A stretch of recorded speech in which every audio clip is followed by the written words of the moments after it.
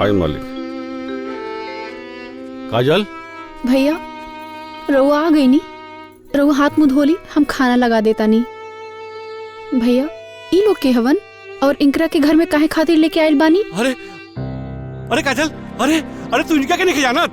गांव के ही सबसे बड़ा आदमी बारन, हमारा अन्नदाता बारन। तोरा का लगता ई तोहार ट्यूशन के पैसा से हमार दारू के खर्चा चलता ना?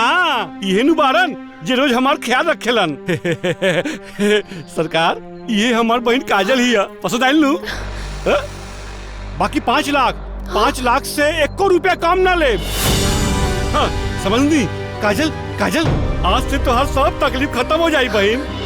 तू जा इनके संगे, तोरा के रानी बना के रखिए, रानी। भैया तू इतना गिर गईला कि अपना सगी बहन के सौदा करता रहा? वो अपन जैसे नीच आदमी के साथ है। तू बताओ पर खबरदार, ये हमार मालिक के खिलाफ एक को सब कहलू। अरे 5 लाख में हम एगो ना 5 को बहन बेच देम। सरकार ले जाइए, रखे ले जाइए, ले जाइए।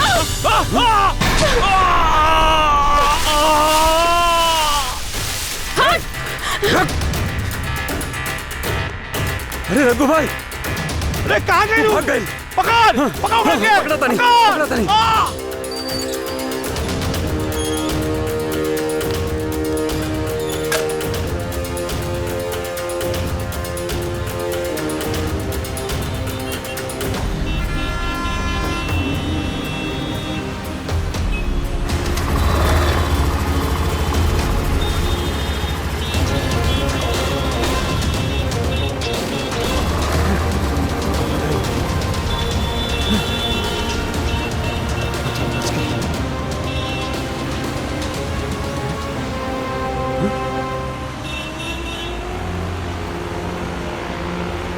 भैया के अत्याचार से हम तंग आ गई नी। एक दिन घर से भाग गई नी, मुझे से बस स्टैंड गई नी, बस पकड़ के शहर आ गई नी। एगो गर्ल्स हॉस्टल में रहे नगली। राजकुमार हमरा लगे दूसर कोनो उपाय न रहे। हमरा के बस एक एगो बात के डर लागत बा, कहीं रघु भैया हमरा के खोजत खोजत शहर आ गई नी। तो राजकुमार हमरा के बहुत डर लागता। हम कितना बदनसीब बानी।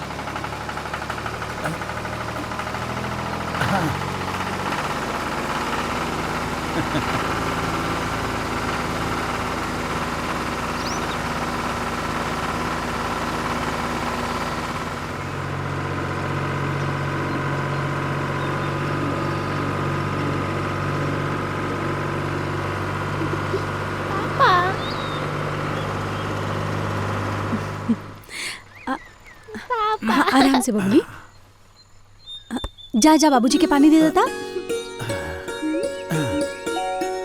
ओए बेटी पूछिया रे, बेटी पूछिया रे, तू खेत में आ गई लुहा? सारा खेत जोता गई हो गई, तो अब खाना खा ली। अभी थोड़ा बाकी बा, लेकिन ये बताओ कि आज पति के याद कैसे आ गई? पहले रोज आवेलू 2 बजे, आज तो 1 बजे चले इलू। हैं ए बेटी, आओ आओ देख, ओके मार क्या होता? मार मार मार, चल दौड़ दौड़ दौड़ दौड़ दौड़। हैं? हाँ ता का करी, मुन्नी के कपड़ा लेवे जाए के बा बाजारे, स्कूल के ड्रेस छोटा हो गई बा। हाँ अच्छा। अच्छा सुनी, हाँ? अब हमरा से घर के पूरा काम ना होखे, और अब देवर जी के नौकरी भी लाग गई बा। ये तो ठीक बात है। हमरा खाती एगो देवरानी ला दी, और ना लाइब तो हम हड़ताल कर देब। हाँ अरे हमार दिल जानी, हड़ताल सब काम में करी हो, खाए पिए में करी हो, प्यार में हड़ताल मत करी हो, ना तो हमार करेजा धक धक धक कोई छोड़ दिए हमार करेजा। चला हटा, आपसे तो कुछ बात कहली बेकार बा, जब देखा तब खखवाल नियन तैयार रहेलन। हाँ ली खाना खा लियो और अघा जाई, हम जाता नहीं। मुन्नी ए सुना, तू नईकू समझत कि हम रात के भर पेट खाई ले आ अघाई ले।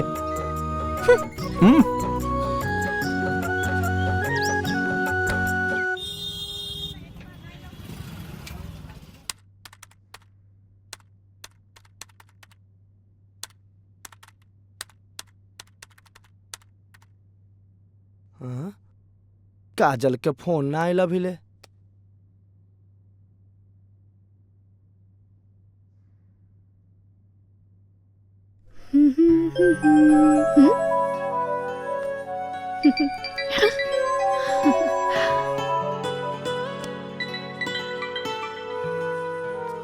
हेलो। हेलो मैडम जी, गुड मॉर्निंग गुड मॉर्निंग। जग गई? आज हमारा ऑफिस में तनी ज्यादा काम रहे, यही चलते हम सवेरे ही उठ के आ गई हैं। रवा सुतल रही तो हम सोचानी क्या डिस्टर्ब करी। आ सुनी ना, खिचड़ी या चोखा बना देले बानी, खा लेब। आ सजिया के हम गरम गरम समोसा लेके आवता। ना ना का भइल? तबियत ठीक बानू? आज हमरा के खिचड़ी नहीं के खाए के, आज हमरा के गर्मा गर्म पनीर और गर्मा गर्म तंदूरी रोटी खाए के मन करता। एह में कौन बड़का बात है, उहो ले आई। ना फिर उसे ना, अब का भइल? हमरा के अभी खाए के बा गरम गरम, वो होटल में जाके। होटल में?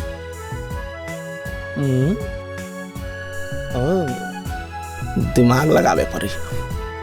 ठीक बा, हम अभी बॉस से हाफ डे के छुट्टी लेके आवतानी। ओके? अच्छा सुना ना, आवा समय ना हमरा खातिर क्रैकजैक बिस्किट लेते आई है। ठीक बा, रखा तनी। बाय।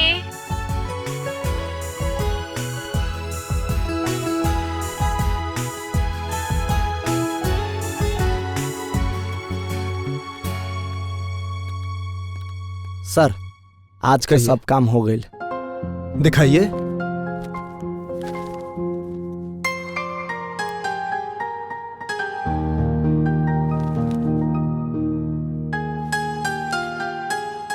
बहुत बढ़िया राजकुमार, बहुत अच्छे से मन लगा के काम कर रहे हो।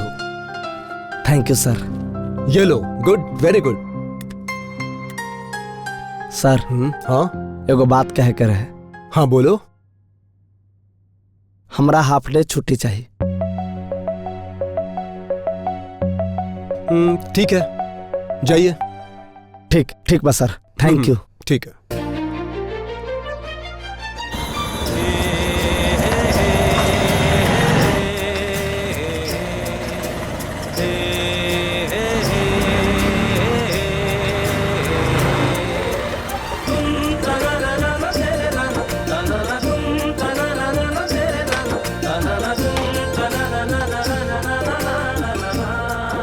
चलिए।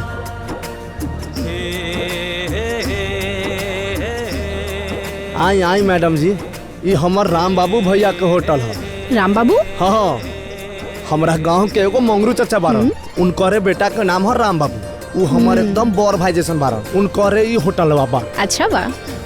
अरे राजकुमार, तू? अरे भैया प्रणाम। खुश रहा।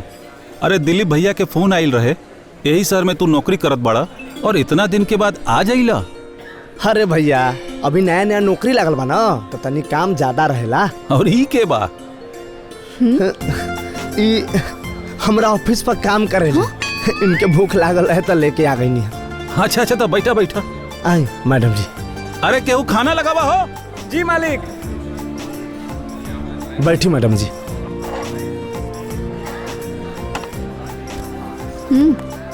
तू ओकरा से झूठ काहे बोलला कि हम तोरे साथे ऑफिस में नौकरी करेनी? अरे मैडम जी, ये सब बात छोड़ी। और हाँ, वेटर भी आ गई। तनी जे खाए के बा ऑर्डर करी। भैया, 2 प्लेट काजू पनीर, 2 काजू पनीर, 2 दाल तड़का, 2 दाल 2 तड़का, प्लेट राइस जीरा वाला, 2 तंदूरी ओके, रोटी, 2 plate chicken tikka, 2 plate chicken masala, 2 plate chicken lollipop, 2 plate fried rice, 2 plate आलू मटर, और हाँ लास्ट में 2 थम्स अप भी लेके आई है। 2 थम्स अप। और सरुआ खातिर? अरे ना भैया, मैडम जी 2 प्लेट ऑर्डर कर ले बारी, एक हमारा खातिर आ एगो अपना खातिर। ठीक बा ना सर। ना ना ना, वो सब हम अपना खातिर मंगौले बानी, तू अपन देख ला। हाँ? ई का सब अकेले खाई का रे? हाँ? दिलीप, हाँ बाबूजी। ई कहत रहनी हो हाँ तू तनी शहर चल जैता, हाँ जाके देख लेता कि रजुआ कौने हाल में हो, खाना पीना खात हो कि ना खात हो, कैसे बनावत हो, कैसे रहत हो, बड़ी चिंता होत हो, तनी चल जैता। हाँ बाबूजी, हमहू तो यही सोचत रहनी है। जान तनी संगीता के भी बड़ा मन करत रहल राजू से मिले खातिर। अच्छा, कहत रहली है कि तनी हमहू चली देखी राजू बाबू कैसन बाड़न, कहाँ बाड़न, का कर ताड़न। हाँ तो दिक्कत ई हो गई बा बाबूजी की अभी धान के 4 दिन कटाई चली। हाँ तब मान ली कि 4 दिन अभी चली तो हमार रहल बहुत जरूरी बा। तो हम ई सोचत रहनी कि कटैया खत्म हो जाता तो संगीता के लेके चल जाती और सब देख के चल अती। ठीक हो तो 2-4 दिन में धनवा कटिए न जाई। हाँ हाँ बिल्कुल, चल जाओ ना, धनवा कटवैला के बाद हाँ चल जा बाबू। ठीक हो? ठीक बा बाबूजी। हाँ सुना जी रात ढेर हो गई हो, तू जाके सूता, हमहू सूता थे। ठीक बा।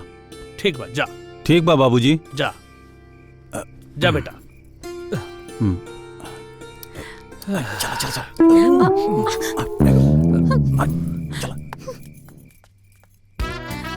अरे बाप रे बाप, आ गई नी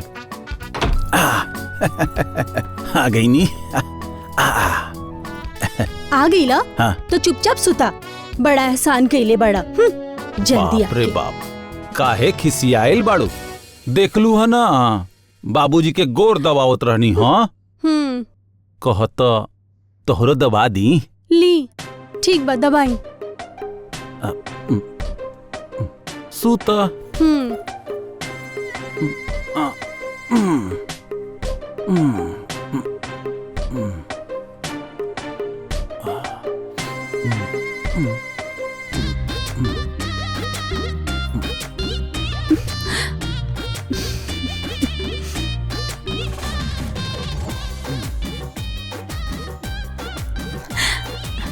चली तनी और ना दाब दी। अरे आवा हमार दिलवर जानी।